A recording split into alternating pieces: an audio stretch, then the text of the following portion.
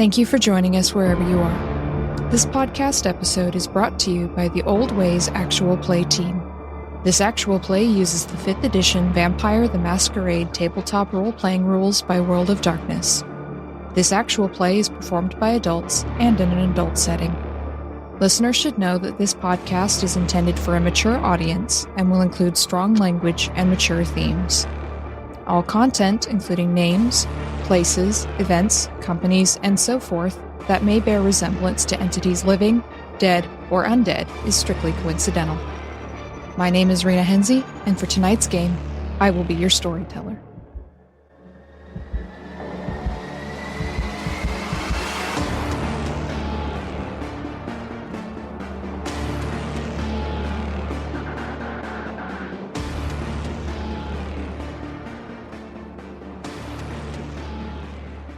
Good evening, everyone, and welcome to another Interlude episode of the Old Ways podcast, Vampire the Masquerade Chronicle. We are still in our in-between season set of episodes to give you an idea of what's happening in San Francisco and with the various kind and kindred around town before we get into season 2. And tonight we have a special guest with us to focus on. I'm sure you will all very much enjoy hearing what they've been getting up to. So without further ado, joining me at the table is... Yes, hello, I'm Scott Dorward, and I shall once again be playing William Mallet. Currently known to many of the population of San Francisco as the Prince Regent, although I'm sure that he would never take that title for himself. No, William is merely a humble caretaker. Of course. Just looking after the place until the next actual ruler comes in. Indeed. It is mid-December at this point. It's about December 15th, we'll say. So it's been a bit over a month for you since the blood moon of November 7th and 8th. And William's been fairly busy. Had quite a lot to do, what with the newly established independent territory that Marcus Voss has set up, and the various defections, and the deaths, and everything else that's been going on as you work to maintain Camarilla presence in San Francisco. So it's about 6 p.m. in San Francisco. Sunset in San Francisco in December is around 5 p.m., so that's given you time to go about your evening, come into work in your offices as per usual. And what is William up to this evening? William is actually in his office for a change rather than having taken over the boardroom, and is there standing looking out the window at the view over the harbour, over the bay rather, at the view over the bay. And he is busy dictating a memo to his colleagues over in Chicago. And I think rather than wasting Sophie's time, that he's actually just got a kind from the secretarial pool, who he is quite happy just to mind wipe once she's done all this. Okay, so you've called up Jenny from the secretarial pool.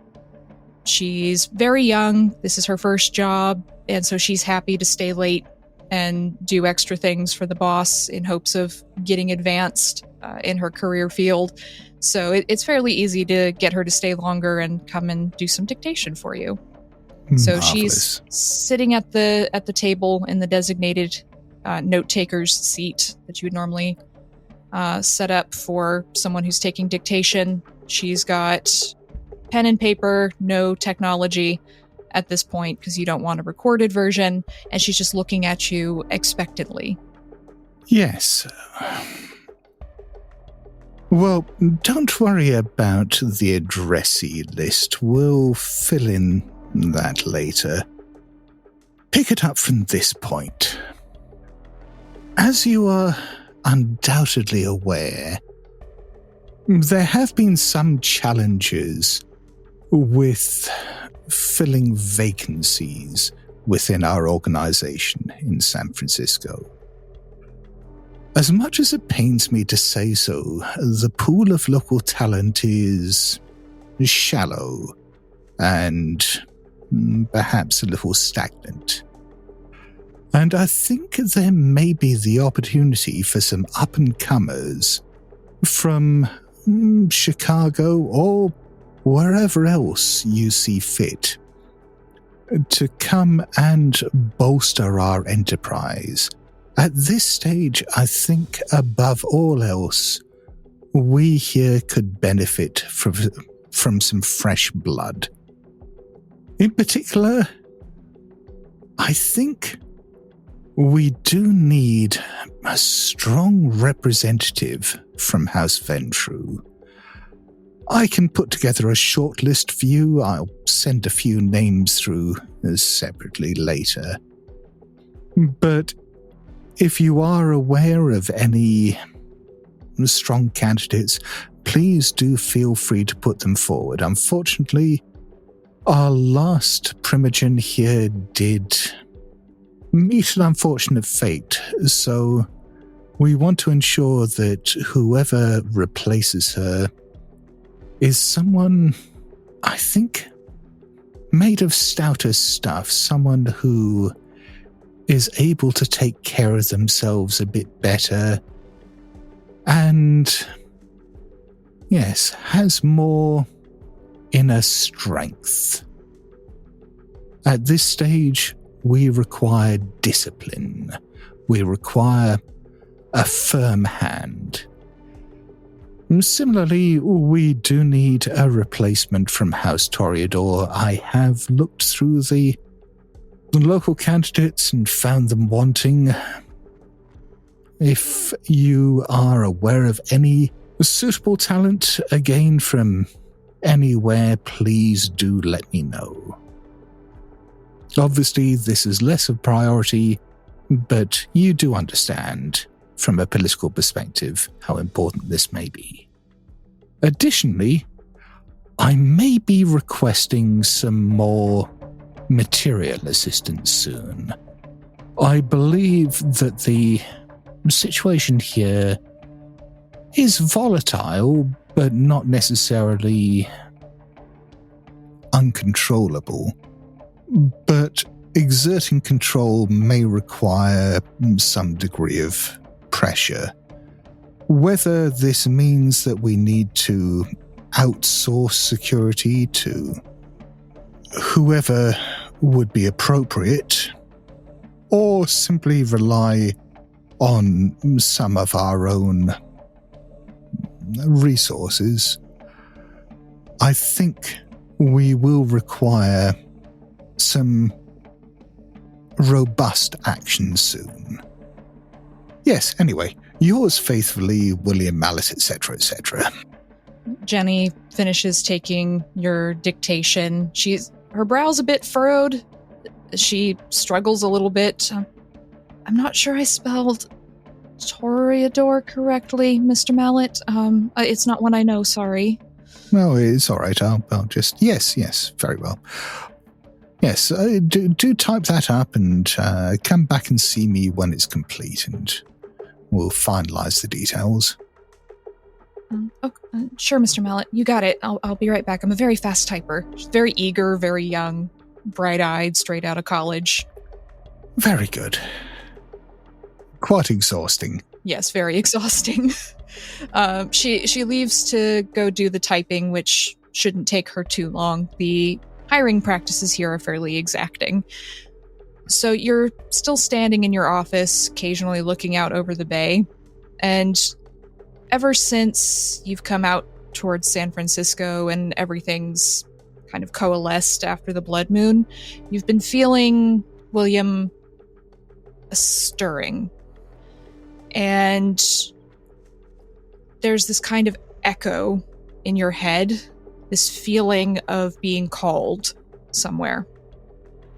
And you know exactly what it is, because you've seen it take your other old kindred colleagues throughout the Camarilla, older generation Toreador, Ventru. It doesn't seem to matter which clan. The beckoning grips all the older ones eventually. It started in the Middle East, and for a while you and the other Camarilla higher-ups were convinced it was just happening in the Middle East because of the Gehenna War and Cain and everything that's going on there with the Sabbat, and it was nothing to worry about. And then over the last couple of years, you've started hearing reports of others being called, feeling this pressure, this urgent need to go to the Middle East, all across Europe and Asia. And then it kept spreading into Africa, out into Europe. And recently, within the last few months, you started hearing some reports of it hitting North America, which you had hoped was merely a rumor. But you do know that at some point, it's likely to become something you can't ignore. For now, you've been pushing it aside. With your iron will, you are Ventru. You have strong potence. You have strong willpower. You are ignoring it completely, but always in the back of your head, in the back of your chest almost, is this pounding need to go east. And as you're standing here alone in your office, you feel it tightening around your chest just slightly more. Well, this is inconvenient timing. I think I need to speak to someone else who might have an insight into this and see what might be done. I'd been meaning to look up an old friend anyway, and this, I think, just underlines that such a visit is long overdue. So you are planning to visit grandmother? I am indeed. It'd be rude to turn up unannounced, so I will send I will send a messenger to let her know that I'm coming. You know that grandmother has been staying at the home of Vera Giovanni, the hostess of Clan Tremere. Vera has left town. She went to Italy just a few nights before the blood moon. You know from the prince that they gave permission for Vera to leave due to a death in the Giovanni family. And she has not returned. So as far as you know, grandmother is still alone, staying at the home of Vera Giovanni. But because you know where that is, it's fairly easy to send a messenger. You don't need to do a whole lot of tracking her down, so to speak. Marvelous. Well, yes, I'll just send someone from the office, again with the compulsion to forget everything about it afterwards, and just say that I would very much like to catch up with her and discuss old times. So you send the messenger with your note as Jenny comes back in with the typed out letter for you. I think I spelled it right, Mr. Mallet. I took your notes and everything, but here you go. She just sort of stands there. Her left knee is twitching slightly as she seems to be a little bit anxious and eager to hear if her work is good. Oh, yes, marvelous. Yes, you have spelt it quite correctly. Very good, yes. Then do get that sent out by private courier, and then forget everything about it. There's a good girl. All right, so I'm going to need a rouse check from you here to rouse the power of your blood and essentially dominate her into forgetting. That is a 9.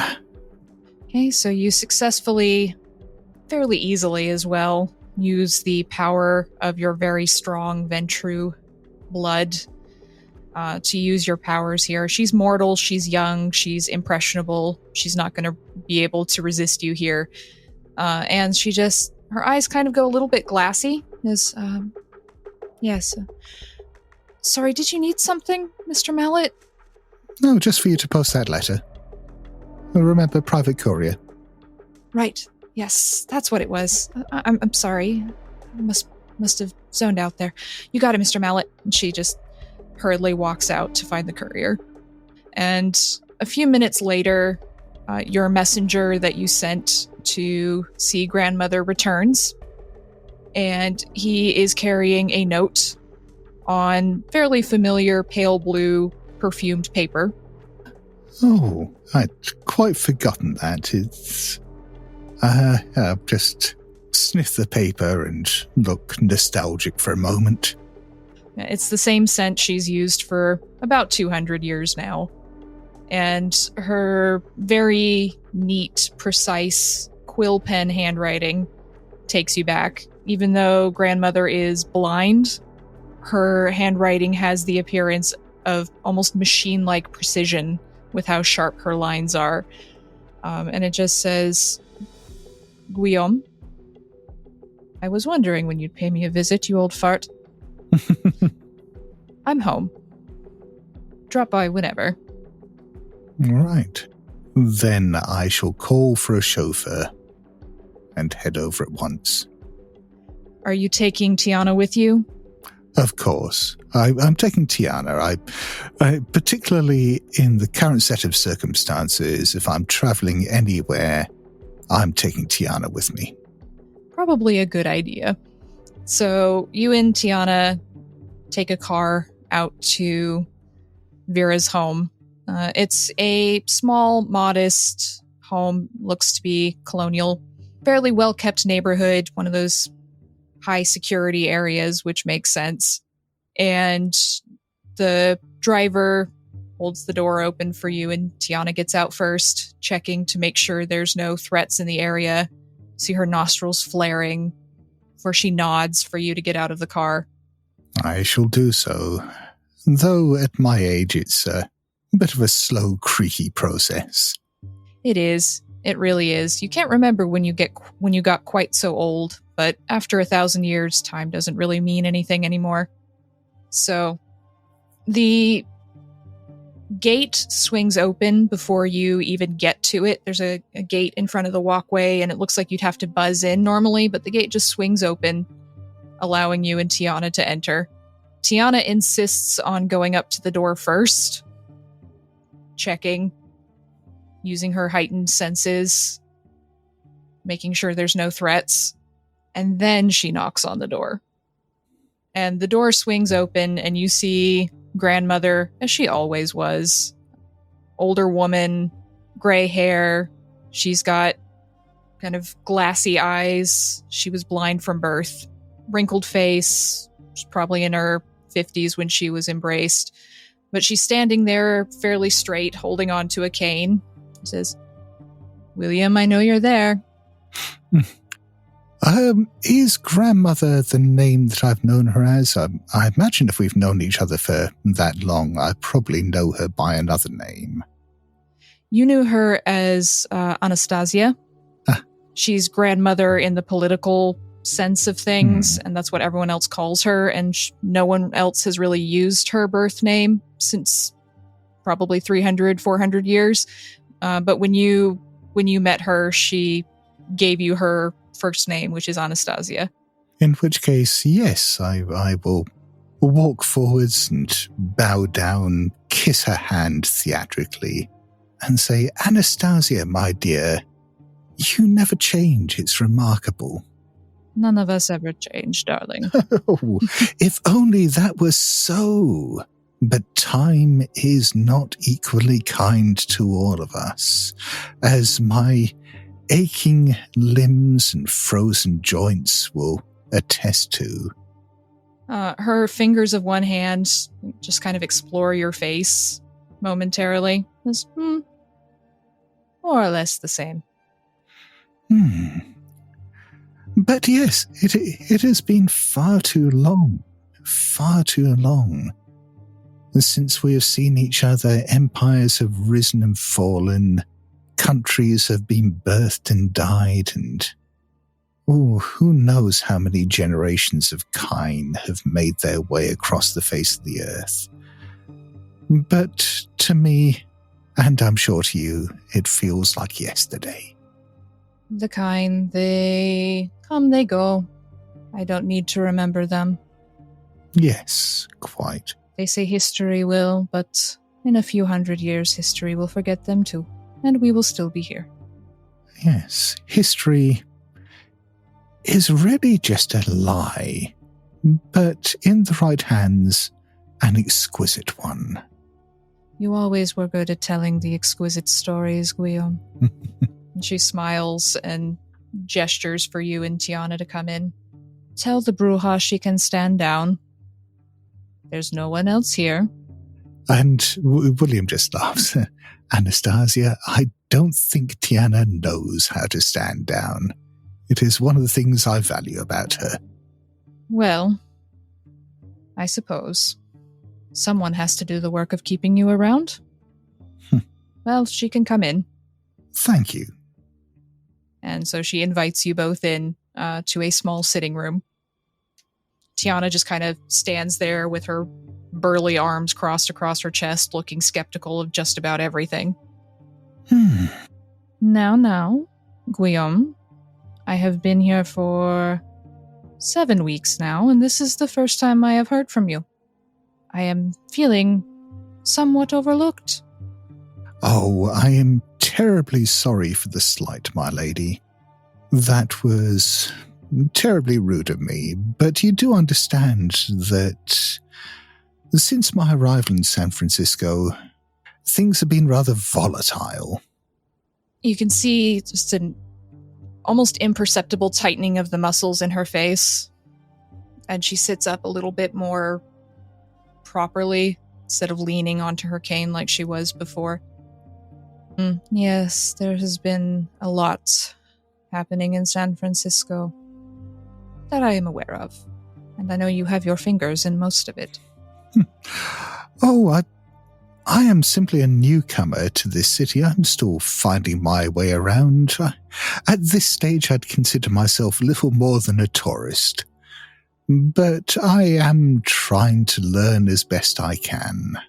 You know you can't fool me, William. I may be blind, but I am not blind to who you are. Well, of course, I have my duties to attend to, and I simply wish to smooth over what is a fairly rough set of waters. But let's not waste all this time talking shop. It's so vulgar. I'd much rather hear what you've been up to recently. I believe we even have a mutual friend. I did recently make the acquaintance of one of your clan, a rather lively and mercurial young man called Vince Markovich. Her nostrils flare. You can see her fingers tightening on the cane. Have you seen him recently? Not recently, no, not for about a month.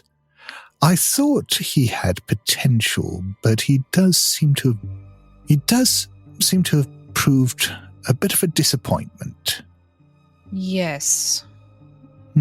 Disappointment might be an understatement with that one. I had such high hopes for him.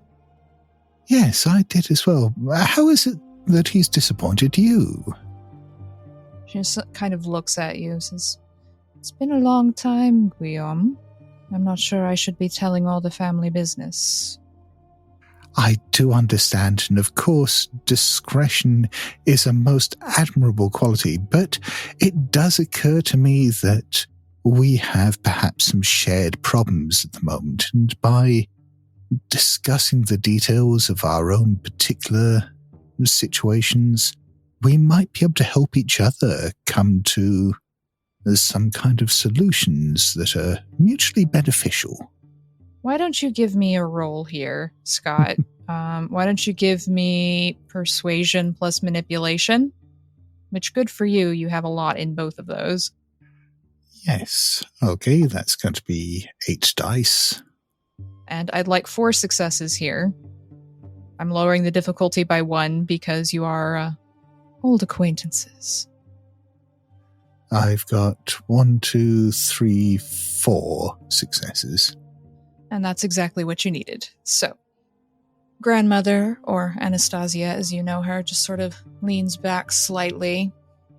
One hand, fingers tapping the other. Very well. You are aware of the events with the Sabbat pack last month, with the blood moon and the tainted blood and all of those things? Yes, I have quite extensive dossiers on the situation. Well, perhaps you were not aware, but the young Tremere that they had making this ritual was my child, Zachariah. Great disappointment to me in the clan. But I offered your Vincent and his little coterie some knowledge and so on to help them stop the whole dreadful thing. I am not a fan of the Sabbat, and they're rather not a fan of me. Considering how old we are, I'm sure you understand. Indeed. I don't know how they managed to snag Zachariah up in their religious fanaticism, but youth these days. I offered young Vincent some mentorship, let us say, since he is sireless. And all I asked was a quick disposal of my child. Quick and painless. I didn't want the whole embarrassment of dragging him back to the prince or whatever. You know how theatrical princes can be. Indeed. And, well, young Vincent, from what I have gathered, took things a step too far. You took my child's soul, Guillaume. Oh dear. Oh dear, oh dear. And that was not part of our bargain. No. It was not the quick and painless end I was promised for my child. I am personally disrespected, Guillaume, by this Vincent. That is genuinely shocking. I must admit that I am not terribly well acquainted with Mr. Markovich, but from our brief conversations, I am genuinely surprised by that. He seemed to be a rather gauche, callow, and maybe impressionable young man. And do you think that he has been led astray at all? Well, he is from Lizzie's bloodline, or Karen, or whatever she was calling herself before she died. You know, Queen Elizabeth I was always brash and tended to do things her own way. Oh, yes. And he's her line, which tells you quite a bit. And I think her dying awakened something. But I've heard from Phoebe Van Ness, the Tremere whip in town, that Vincent was quite rude to her as well. He has no sense of place or hierarchy. Yes. And I rather think he's going out of control. Yes, this is what I feared. I do believe that Mr. Markovich has fallen in with bad company. And this may be leading him to act in a reckless and wanton manner. I'm not saying that he is beyond redemption at this stage. We've all made mistakes, although the mistake that you mention is about as grave as mistakes get. I want his blood, Guillaume. Yes, I think that is entirely fair. I want to wring every last drop of it out of his screaming corpse. Yes, and I think that is entirely reasonable. I would simply say that this behavior of his did not occur in isolation. That if you are looking to extract blood, in this case in a more metaphorical sense, then I would look to the people who perhaps sent him down this path. He obviously is responsible for his own actions and should deal with the consequences of those, but I think it would be an oversight not to exact the same vengeance upon those who led him into performing these abominable acts. That group of his that he spends time with? Yes, I'm not sure that the entire group is necessarily to blame, but I suppose it is somewhat ironic that for a group who style themselves as anarchists and independent thinkers, that they do have quite so visible and clear a leader.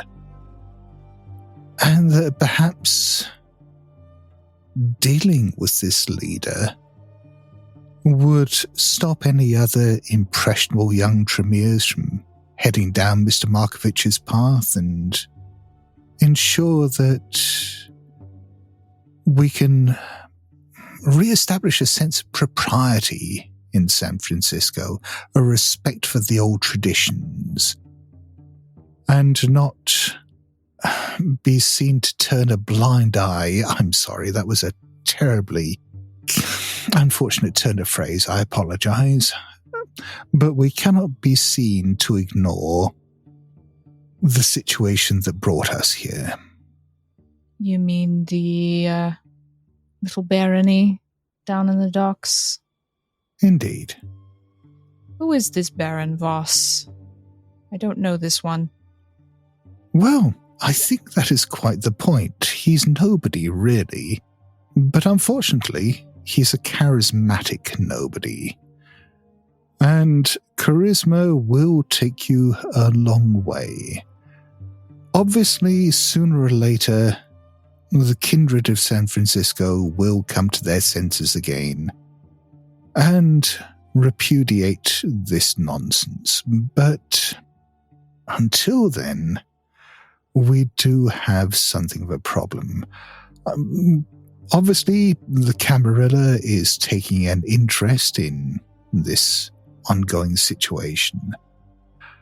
And we are attempting to restore some degree of sanity to San Francisco. But it is an ongoing situation and one that is not without its challenges. And we would very much appreciate any assistance that we get from any quarter. I will see what I can do. You understand most of the Tremere still in San Francisco are still loyal to the Camarilla. Of course. And I don't think there will be much intention to change there, unless something catastrophically goes wrong. That is gratifying. But we will expect some concessions, of course. Favors. Of course. But perhaps I'm not being clear. What I am talking about is more than just loyalty. Loyalty in itself is a glorious thing, but it is also, at its heart, a passive thing. One can be loyal, but inactive. And I think we are at a particular juncture that calls for a more aggressive form of loyalty. One that perhaps seeks to strengthen us all by taking action against the forces that imperil us all. Well, I'm not the Primogen or the whip here. San Francisco's not my home. I won't be here forever.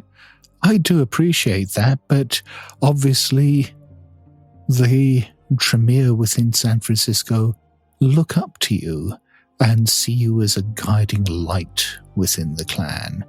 And I think that this message of moral support and of unity would be much better received coming from you than it would from some venture outsider.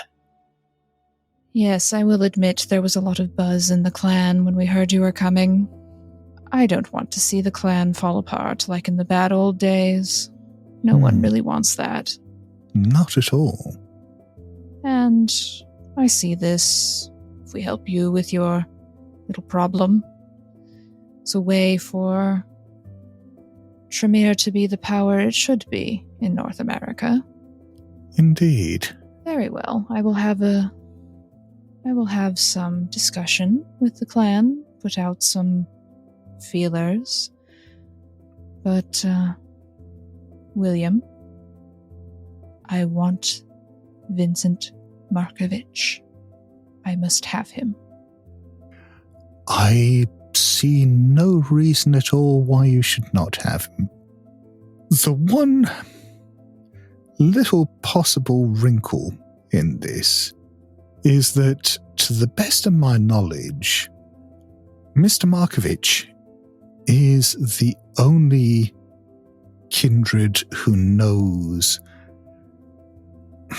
the ritual or spell, I'm sorry if I'm using the inexact terminology, that can help people who have been afflicted by this tainted heroin that has been infesting San Francisco. And I would simply ask that you do not dispose of him before we find out exactly what this is. Why do you think he's still around, William? She just sort of smiles, this little hard smile. You've seen that one before, and it's bad news for whoever she's making that smile about. Oh, wonderful. As long as we have an understanding. It sounds like our interests are perfectly aligned then. Yes, we will let him finish his healing work in San Francisco, particularly as there are several of Clan Tremere who tend to have fallen into bad habits and are in need of such assistance. And then we will lure him out, and I will have him. Oh, I think we might be able to do better than that, Anastasia. I have a plan. So, after you and Grandmother, or Anastasia, have a very interesting discussion about your plans for San Francisco, and one Vincent Markovich, you exit the living room. Tiana's still kind of standing there, just looking stony-eyed. Seems safe. Wonderful. Where are we going next? I think we need to go and have a word with a guest. Anastasia waves you off. Don't be a stranger, Guillaume. Yes, I promise I will not leave it centuries before we see each other again. You'd better not. We have other things to discuss. We do. We do. And you get into your car with your driver and Tiana, who closes the door behind you before she gets in herself. Where are you heading to now? Wherever it is that we have Eli imprisoned. So you know from the former Prince Velasquez, from Esme, that Eli is in a cell of sorts in the Labyrinth Theater, which is where Esme had their court, so to speak. And they left you instructions on where to find him and how to get in. So it won't be too difficult for you. Right. In which case, yes, there is no time like the present. So the driver takes you to the Labyrinth Theater, which is an literally underground theater. You've been here before. The first time you came to visit Esme, but this time you go in around to the back so that you can take the stairs down even further into the underground parts of the labyrinth. And there's a long kind of dark corridor, unsurprising, very shadowy. The Nosferatu do love their darkness. And there are several rather forbidding looking doors. Most of the rooms down here seem to be empty, except for one which has some very heavy, sophisticated locks on the outside. But Esme gave you the passcode for the electronic locks and the key for the actual physical locks, so it doesn't take you too long to open them up. And when you open the rather heavy metal door to this room, it's very small, very dank, very damp. No windows, no light. Do you have Tiana bring any extra form of light, or are you just using the low vision you have in the dark? I think we'll bring a little lantern here. All right, so Tiana's got a lantern then. And I also want to bring a blood bag. Excellent. So Tiana's holding on to the lamp and the blood bag for you.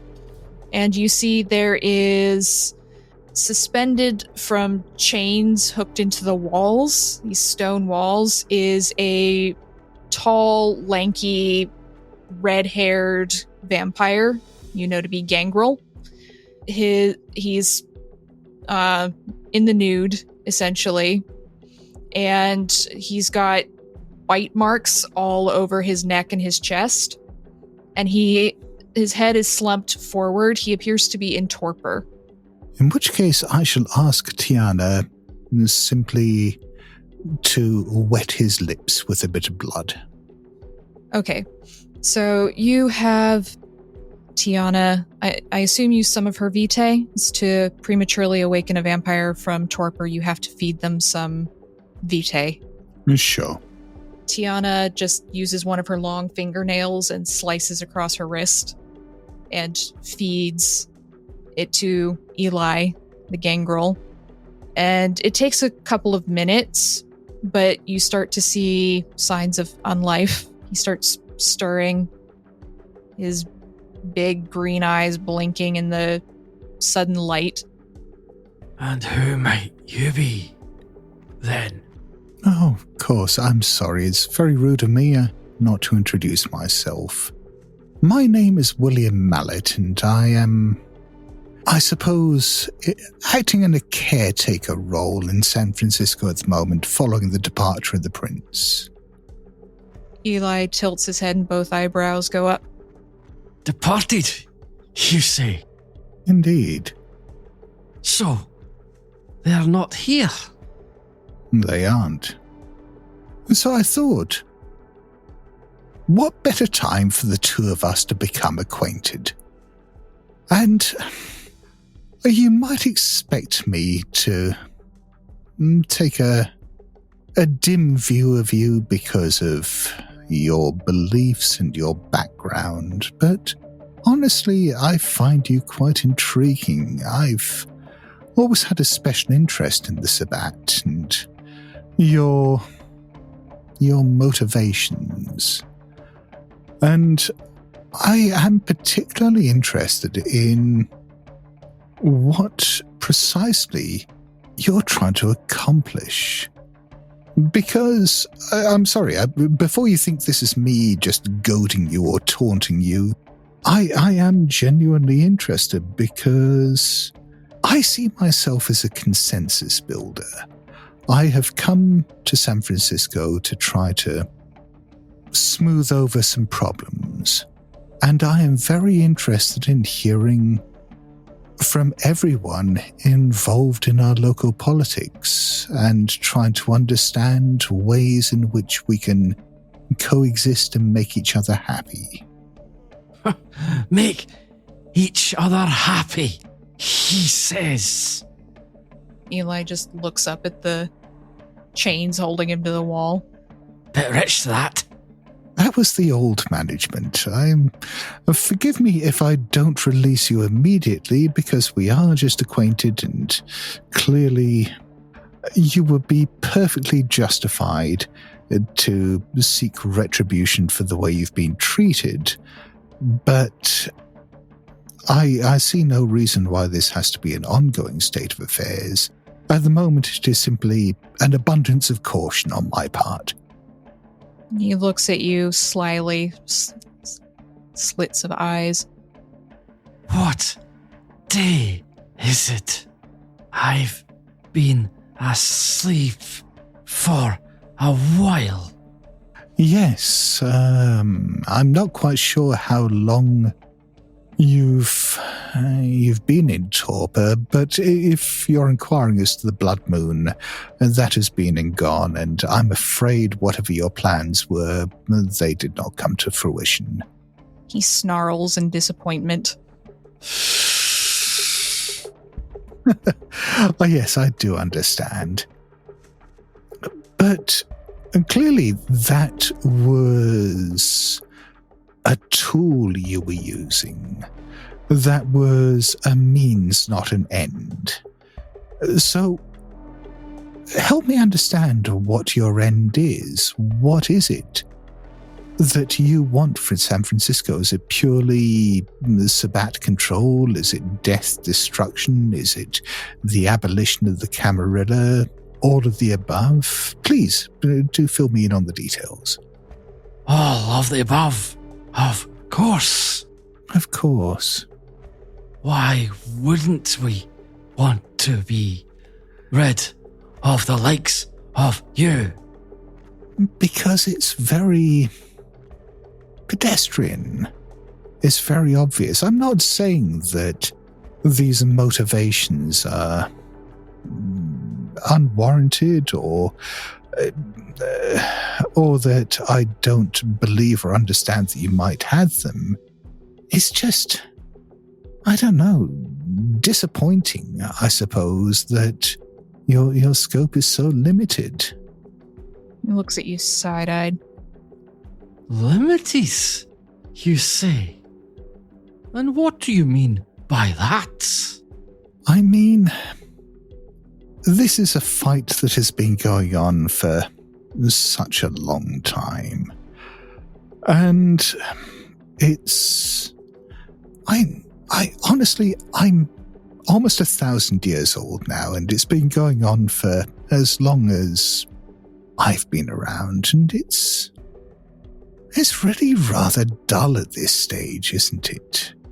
You kill a lot of our kindred, we kill a lot of yours, we struggle over territory, we fight like rats in a sack.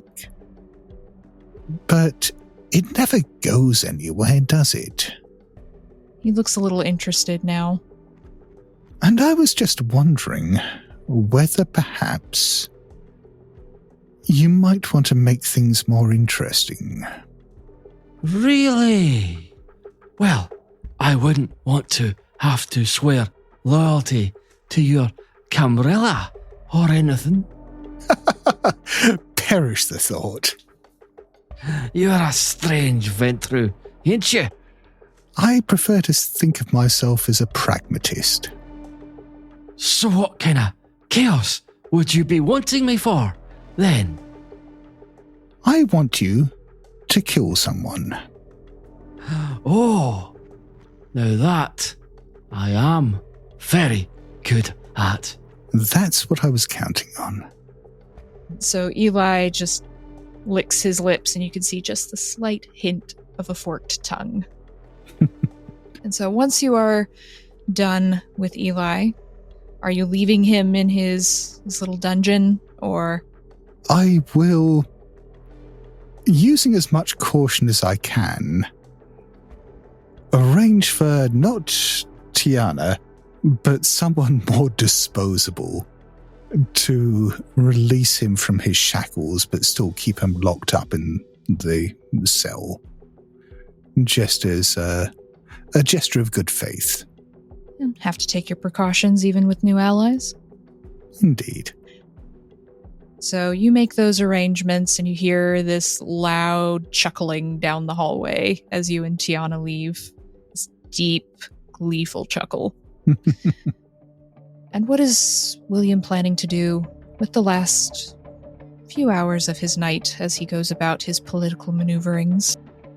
I think the last thing that he's got to do is just go through some files of suitable candidates. He is looking primarily for kine who are perhaps religious extremists or very politically active, people who have taken direct violent action in whatever set of circumstances to whatever ends. Their motivations are entirely unimportant. He's just simply looking for people who are known for acts of what they consider to be justifiable violence. So that's fairly easy to find, easier than you would expect in a place like San Francisco, necessarily. But you do find the Resurrection Baptist Church, which is known for being a fairly small church, especially in San Francisco, but they are known for picketing abortion clinics and sending bombs through the mail to doctors who provide abortions. And there's also been attacks at Pride Parade in San Francisco and outside gay weddings at other churches, more accepting churches in town. So they definitely have a reputation for causing up trouble and for being more on the extreme end of things.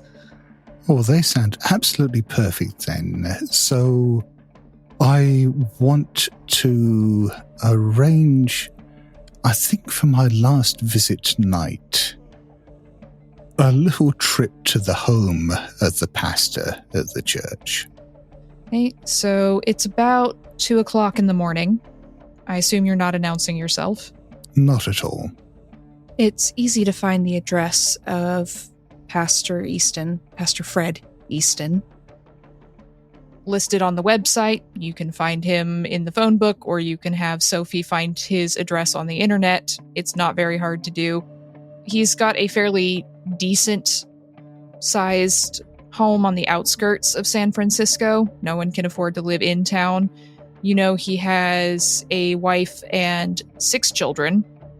They appear to be part of the Quiverful movement, and that he's likely to be home. In which case, yes, I shall arrive at his house with Tiana and just rap gently upon the door. You have to wait a minute before you hear some movement inside, and then there's sound of someone maybe checking a security camera. Who are you? I do apologize for the late hour. If there were any way of having avoided this, I would have done so, but I wanted to introduce myself. I am William Mallet, and I hope that I can become your church's new benefactor. You may have heard of me. I am the CEO of Opticon. We have large offices within San Francisco and have been very involved with, I think, political movements that would very much speak to you. But I want to speak to you as a local activist. I hope you can make time for me. You hear the sound of locks on the door rapidly being pulled back. And I think we'll leave that there for the moment. Yes. And so we will draw the curtain on William Mallet's interesting extracurricular activities in San Francisco this evening, and we'll see what fruit is born by the seeds you've planted tonight at another time. Marvelous. Thank you all for listening. Thank you again, Scott, for joining us as William. And I look forward to seeing what chaos you can cause later. So thank you all, and good night.